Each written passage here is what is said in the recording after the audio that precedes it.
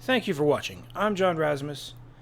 This episode is a book review of a book that I read. It is entitled 50 Shades of Grey Aliens. In consideration of Aliens, UFOs, Billy Meier, Enric von Daniken, Robert Temple, Travis Walton, Whitley Strieber, Ancient Aliens, Manly P. Hall, and more. There's a lot of research that went on in this book. It's a very thick book, really good for references. Don't judge a book by its title, because 50 Shades of Grey Aliens, I'm going to be brutally honest. In no universe am I ever going to be typing in on Amazon or any other book place 50 Shades, alright? In no universe would I ever type in 50 or Shades, let alone 50 Shades. So, obviously, the author, they're just joking around. It's in humor. And there's nothing wrong with humor, We as human beings on planet Earth, some people take things so seriously. I don't even know too much about the 50 Shades movie, other than it's not my style. I didn't watch it. But 50 Shades of Grey Aliens, despite the horrible title, and I'm going to say it's horrible. That's my opinion. This is actually a really good reference book. I made notes, and let's go through the notes. I did read through the whole book, and there's a lot of cool references with even drawings and illustrations, proving and showing the history of aliens in pop culture. The First Men on the Moon, H.G. Wells. I think the author is trying to make the point that entities, perhaps negative entities, are using and drawing inspiration for their shape-shifting from pop culture of actual comic books, movies, cartoons. Here's the famous Crowley's Lamb from 1919, and it predates a lot of these things, but this guy shows a really nice timetable where you can see that it doesn't predate H.G. Wells, The First Man on the Moon, 1901. Does not predate that. So perhaps the entity Crowley saw was inspired by H.G. Wells' Big-Headed Alien, 1901.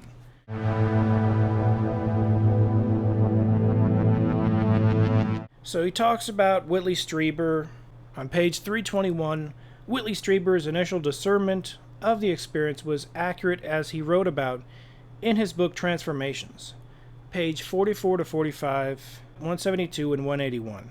Increasingly, I felt as if I were entering a struggle that might even be more than life and death. It might be a struggle for my soul. So far, the word demon had never been spoken among the scientists and doctors who were working with me. I worried about the legendary cunning of demons. I wondered if I might not be in the grip of demons, if they were not making me suffer for their own purposes, or simply for their enjoyment. I felt an absolutely indescribable sense of menace. It was hell on earth. I couldn't move. Couldn't cry out, couldn't get away. I'd lay as still as death. Whatever was there seemed so monstrously ugly, so filthy and dark and sinister. Of course, they were demons. They had to be. So that's a quote from Whitley Strieber. Wow, that's a pretty rare quote. That's a good find, I have to admit. That is a really good find. So why doesn't Whitley Strieber talk about his visitors being demons much more than beyond his book Transformations? Because when you go to a UFO convention and you mention the word demons, people immediately go, that's religious dogma. That's religious dogma, man. But the fact of the matter is, these interdimensional entities, if they exist, they're freaking demons, alright? They have the characteristics of demons. People don't like the word demons, and they try to even show you the history of the word demons. If you go through the history of the word demon, it doesn't always mean evil. In modern day terminology, it does always have an evil connotation. We can go back to the ancient version, which isn't as evil more kind of neutral. Could be good, could be bad. Consider it what you want. 50 Shades of Grey Aliens has a lot of proofs that gray aliens are negative entities, and it's a really good book to reference many different subjects.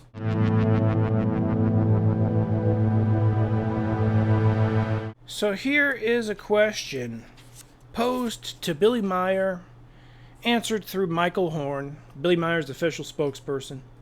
In one of your contacts with Ask It regarding the Tunguska incident, she said to you more than 4,300 life forms of extraterrestrial origin were destroyed during this gigantic destruction, which only leads back to the terrestrial Christian cult. Because the actual reason for this destruction was the insanity of this terrestrial religion. Specifically, how did the Christian cult play a role in the destruction of this extraterrestrial craft? This is the most freaking hilarious part of the book.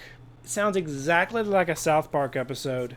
This is straight from the word of Billy Meier, or Billy Meier's spokesperson, Michael Horn, about a spaceship that was exploded, destroyed, killing 4,300 aliens, all because of evil Christianity.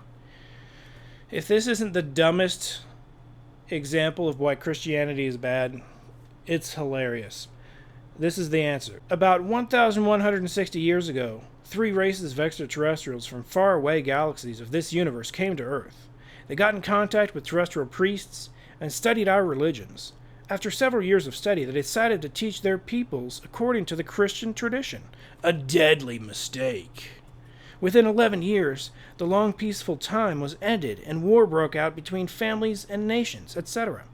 When one of the 3 worlds was destroyed during the world wars, other extraterrestrials stopped the insanity, and all terrestrial religions, and especially Christianity, Christian faith, was strictly prohibited, and he was also forbidden to visit Earth again.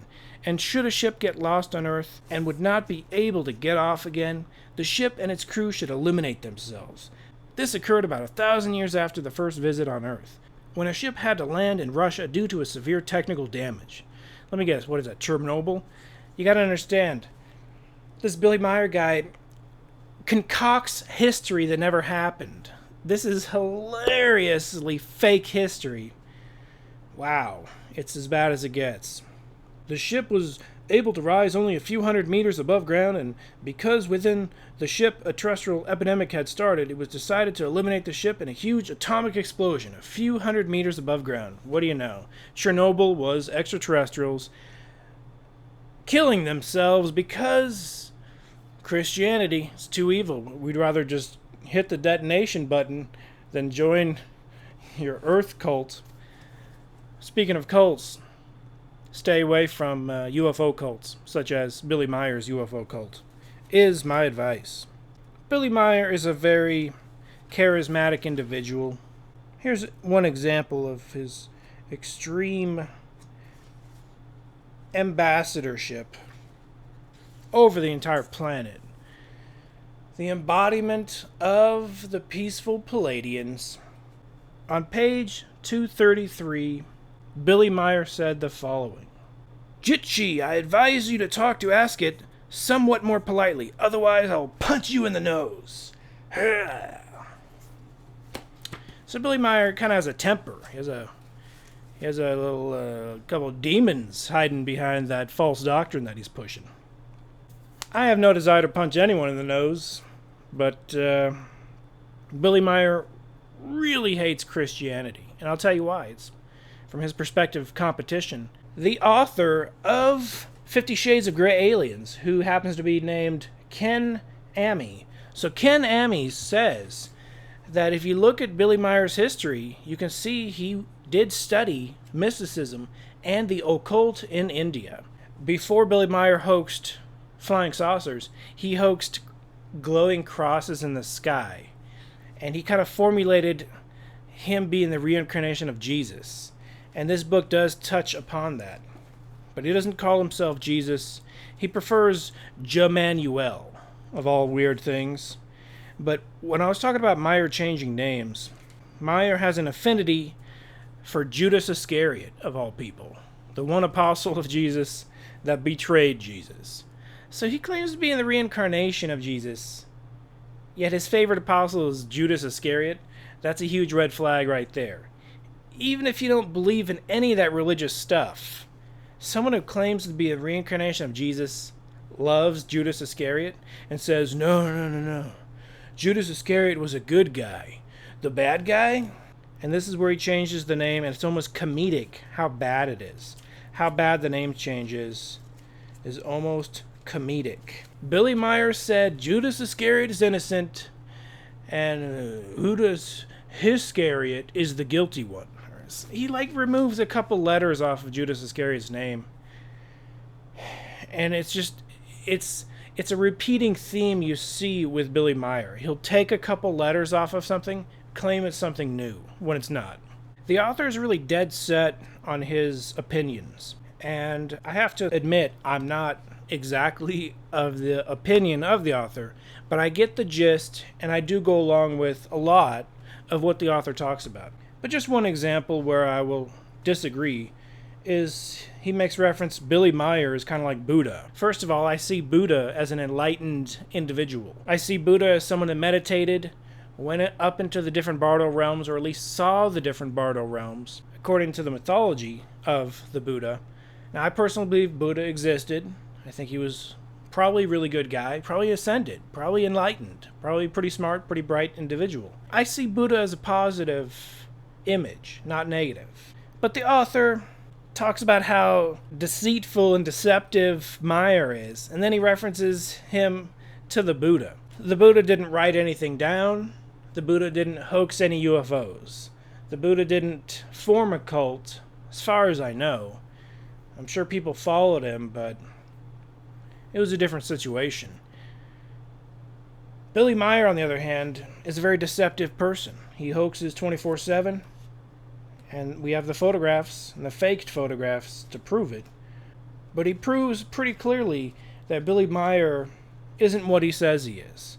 So the author makes a reference of Aleister Crowley's demonic doctrine mirrors the modern New Age ET doctrine. You know, I have to say, the occult and the New Age extraterrestrials, their doctrines definitely go in hand. It's not a coincidence. It's because they're the same entities.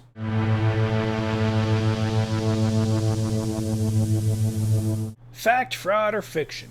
Ancient aliens.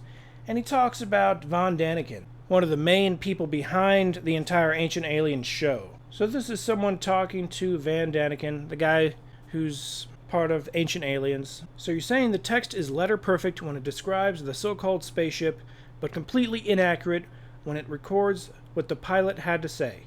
Isn't that an inconsistent position? So this is referring to a Bible reference, which Van Daniken, obviously, it takes out of context. These days, people find aliens and UFOs in the Bible. They'll find it anywhere they want to see it, even if it's not there. Van Daniken replies, I'm very sorry, but theologians are in the same position. It's true that I accept what I like and reject what I don't like. So that's open shut case of the guy being a bad researcher, not showing the truth, just showing what he wants you to see. Alright, this is an example of how bad the archaeology and the science involved in Ancient Aliens is. A supposed cave painting, when in reality it's not a cave painting, but it appears to be an illustration for a magazine for the Sputnik, April 1st, 1968. It's an advertisement. So I guess Ancient Aliens claimed he was a cave painting when he was a 1968 advertisement. Just photoshopped and altered to look like a cave painting. So that's the type of research you're going to get out of Ancient Aliens. I don't recommend that show. I know there's been a spin-off of people watching it for comedy reasons, but it's definitely not accurate. So on Ancient Aliens, the research is so bad they even rip off apparently H.P. Lovecraft and claim it's ancient beliefs when it's not. Like on page 285, he describes Cthulhu from Von Daniken plagiarizing H.P. Lovecraft. And, that's a really good point. I think you nailed it in the coffin. That guy doesn't know what he's talking about. The entire show is entertainment, yet it's on the History Channel. People see that little history logo, and they're like, you know what? This is history. It's true. And it's not. It's a big fat load of crap.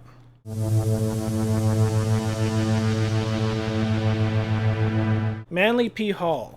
I'm a fan of Manly P. Hall. He was a Mason, and the author kind of references him as an evil Mason. Now, I'm not a Mason by any means, shape, or form, but I do see Freemasonry as it can very much be a neutral thing, the pursuit of knowledge, all right?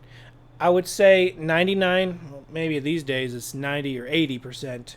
Maybe it's even down to 75%. But I would say the majority of Freemasons, Masons, it's the pursuit of knowledge and helping people out.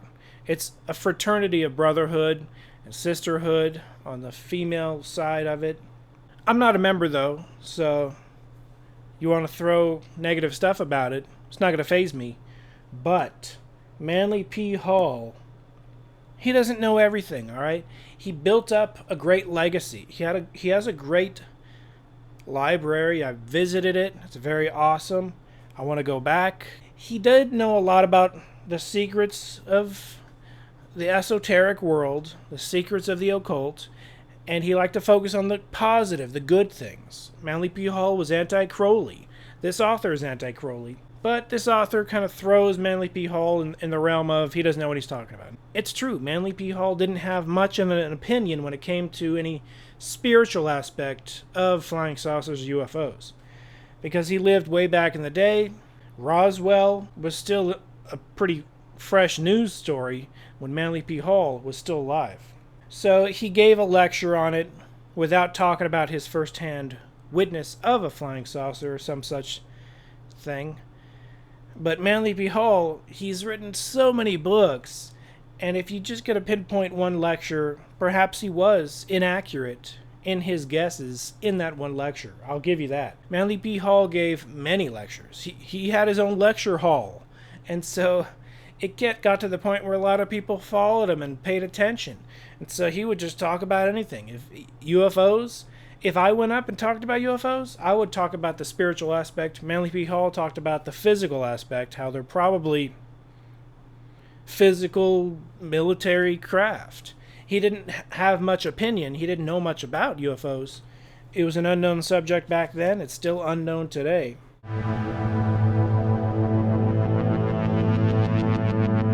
At the end of this book, in the new edition, it talks about Sean Stone, the son of Oliver Stone, how he went on that episode of Conspiracy Theory with Jesse Ventura.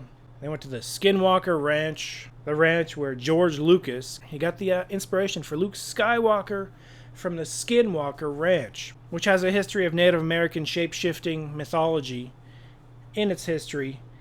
And Sean Stone supposedly said he's going to summon the spirits. Now, I have to check out that episode. I have to find it. Summon the spirits. That does. And then he says, aliens. I'm going to summon the aliens. Which reminds me of the alien summoner, the UFO summoner. If you could close your eyes and summon the aliens. If you can do that, and if it actually works, you ain't summoning extraterrestrials, all right?